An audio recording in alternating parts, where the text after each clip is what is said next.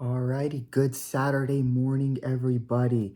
Um, it is about 10:30 here on the Pacific West Coast, which means we're just a few hours away on this Saturday from the first two divisional round NFL playoff games. Um, we're down to 8 teams. Some survived the wild card, some completely impressed and won in blowout fashion in their wild card games. The Ravens and 49ers, they are sitting on the bye. So let's get right into all the games and my picks for who will advance to the conference championships. So the first game of the divisional round, it will be the Baltimore Ravens versus the Houston Texans.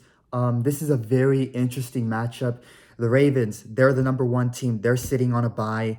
There were no upsets in the AFC wildcard round, so the Texans are the number 4 team, and that is who the Ravens will be playing against. The Ravens, a very strong team. Good quarterback, a very mobile quarterback. I've always said that Lamar Jackson is kind of he's essentially a running back disguised as a quarterback because of how mobile he is. He's got help. He's got receivers. One of them being Odell Beckham Jr.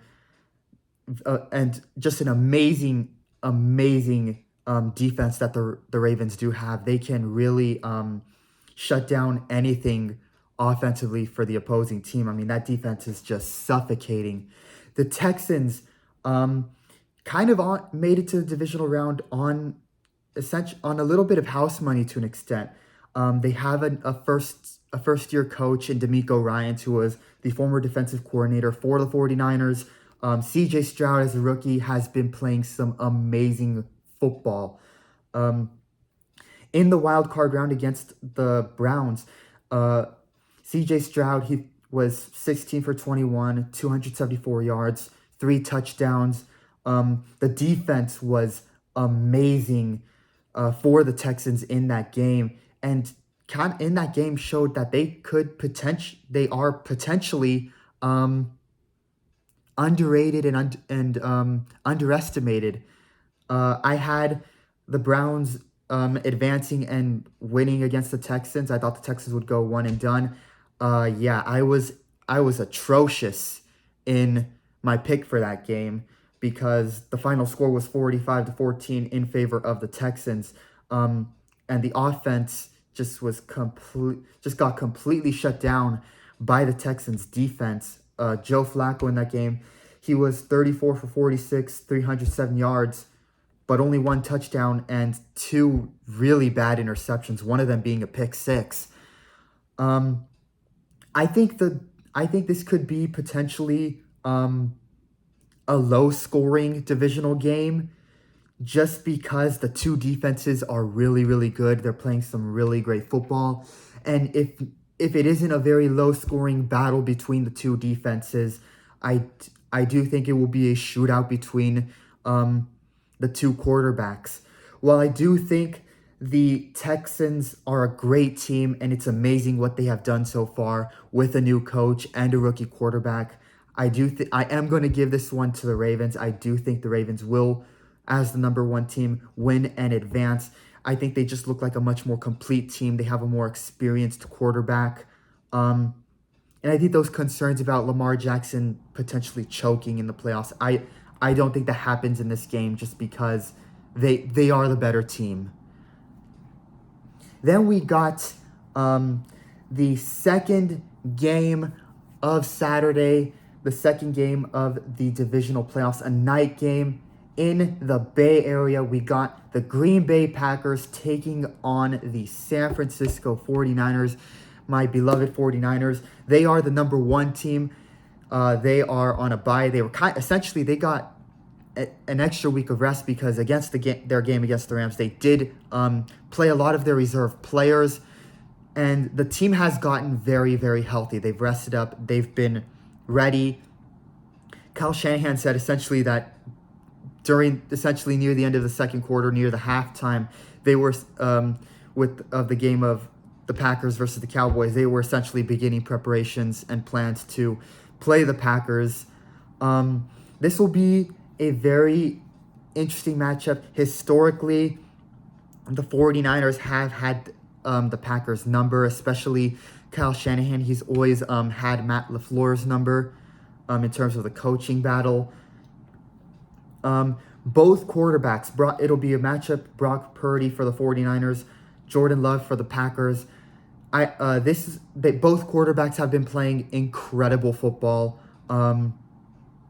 Jordan Love has had I think some of the most touchdowns in these last few weeks. He's been playing some amazing football. Last week, as I look at the stats here, Jordan Love had a really great game, not a single blunder or error on his card. He was 16 for 21, 272 yards, 3 touchdowns. I mean, you couldn't have asked for a better performance in that game for Jordan Love. It is worth noting, though, that they were going up against the Cowboys, who I have always criticized as a very inflated team. And with that, San Francisco is a very, very different animal. They have a very strong defense, especially on blitz and pass rush. And the 49ers are one of the best teams in the league at stopping the run game. Offensively, the 49ers, they have a very talented roster. You have Brock Purdy. Some call him a system quarterback. I don't think he is a system quarterback by any means. I think he is one of the best quarterbacks in the league and should be considered elite. He's been playing great football all year. You have an incredible running back in Christian McCaffrey, incredible receivers in Brandon Ayuk and Deebo Samuel. You got George Kittle, Kyle Juszczyk. You got an O-line that's been very good this year, led by Trent Williams. And then defense, Fred Warner, Dre Greenlaw, Travarius Ward, Nick Bosa. The addition of Chase Young, the defense has looked very, very dangerous, and it's just been absolutely suffocating for most opposing teams. In terms of my pick, obviously I'm a 49er fan. I will be rooting for the 49ers. In terms of how the game will go, it'll be very interesting because earlier this week, on ESPN Milwaukee, one of the radio hosts said something that I do want to bring up and talk about. On ESPN Milwaukee, let me see who said it. I have the quote here, and it was really a stunning statement, to say the least. Definitely not one that I would make. So here we go. Former tight end Mark Chmura, he was a former tight end for the Green Bay Packers. On a radio host with ESPN Milwaukee, this is what he said. He said, "You guys are going to think I'm crazy. A 15-yard penalty, and I don't condone this, but I kind of do in the playoffs. A 15-yard penalty for a late hit on Brock Purdy is not a bad thing as long as it's worth it." He then added, "Sometimes a 15-yard penalty is worth it if you knock the living crap out of the guy," and he is like, "I'm hearing ghosts." Before I get into my final prediction and just what's going to be on the record here, let's talk about this quote. This is disgusting. This is a very disrespectful statement here by Mark Chmura. And I hope this doesn't happen. I really want it to be a clean football game like most fans want.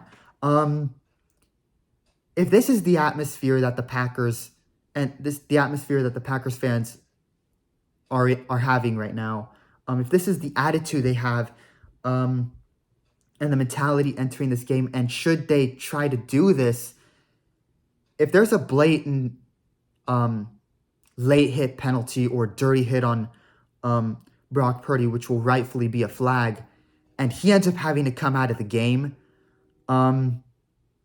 this should call for extreme backlash towards the Green Bay Packers players and the organization, and it should have some unbelievable penalties and suspensions, because when you're saying a 15-yard penalty is worth it if he ends up getting hurt and has to leave the game, it's essentially an admission that you have no confidence in beating a team in a clean football game.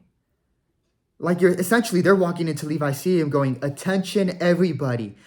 We have no confidence in getting the win here in a clean way. With that, we're just going to injure your players." Like, what a terrible attitude to have. At the same time, that's also one of the greatest compliments you could give the 49ers, because by making a statement like this, essentially the Packers are scared. They're scared of how good this team has been. And again, I hope no one gets hurt in this game. I hope it's a very clean, exciting game of football. If a dirty hit like this happens on either side, it's absolutely uncalled for. And it should face the backlash like it normally would. In terms of this game, right now the sun is shining here in the Bay Area. We'll see how long that lasts today. It was expected to be raining all weekend. And it is expected to rain at some point in this game. Will that benefit the Packers? I honestly don't think so. I do think it will benefit the 49ers because they can run the ball. They have a very good run game. And I won't be surprised if they do that during the rain.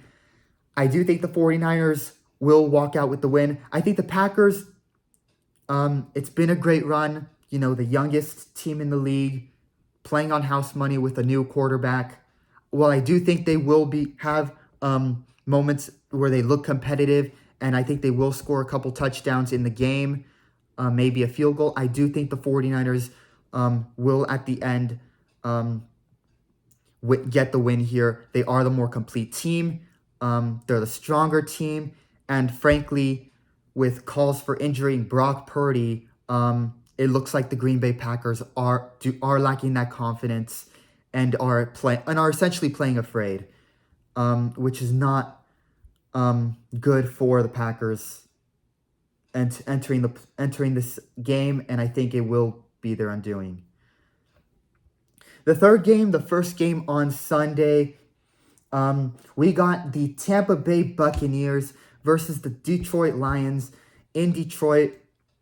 Let's give the Detroit Lions some love here. It was last week in the wild card round against the Rams. It was their first home playoff game in Ford Field. It was their first home playoff game in over 25 years. And they won. They're here in the divisional round. They're hosting the game. Congrats to Detroit Lions fans. The curse has been broken. And this is a very big moment for the Detroit Lions. Jared Goff has been playing some really good football. I'll say the same thing with that offensive line. Both the offensive line and receivers. The entire offense for the Detroit Lions has been very, very good. They won in a shootout, but nevertheless they got the win. My one concern for the Detroit Lions would potentially be their secondary. If there's anything that could be a potential flaw, it is their secondary in this game. However, their offense has, in a lot of ways, made up for that throughout the season. Meanwhile, on the other hand, you got the Tampa Bay Buccaneers. They're kind of like the Steelers, but in the NFC, in that they've kind of BS'd their way into the playoffs. They entered in on a 9-8 record as one of the weakest teams. In their wild card matchup against the Eagles, for those who didn't watch, you didn't really miss much. The Eagles, who were in free fall entering the playoffs got absolutely thrashed in that game. Baker Mayfield looks to be playing really, really good football. The offense looks great. And I think Baker Mayfield could potentially prove himself, regardless of the result, as the starting quarterback and potentially maybe even a franchise quarterback for the Buccaneers. As far as my pick, I do think the Detroit Lions will once again do good enough to win this game and advance onto the NFC Championship, which, good for the Lions, good for the franchise and the fans. It's nice seeing their team finally do well. I do think the Detroit Lions, being the better team with a better offense, and although he isn't as mobile, a slightly better quarterback in the pocket, I do think the Lions, led by Jared Goff, on the field, will win. Then we have our final game, potentially one of the toughest and most interesting matchups we have in this divisional round. We got the number 3 team in the Kansas City Chiefs versus the number 2 team in the Buffalo Bills. This game will be played in Buffalo. Yes, I believe, yeah. It will be played in Buffalo. Fortunately for everybody, it will be in warmer weather. It won't be in below freezing weather like it was for the Chiefs. It is expected to be around 25 to 30 degrees come game time, which I think will help both teams as it will make staying warm, keeping your hands warm to catch the ball easier, especially for the receivers. The Bills absolutely destroyed the Steelers in that game, and the offense looked really, really good. Josh Allen being mobile and throwing dimes. He was 21 for 30 throws with 203 yards and 3 touchdowns in the game against the Steelers. And he also ran for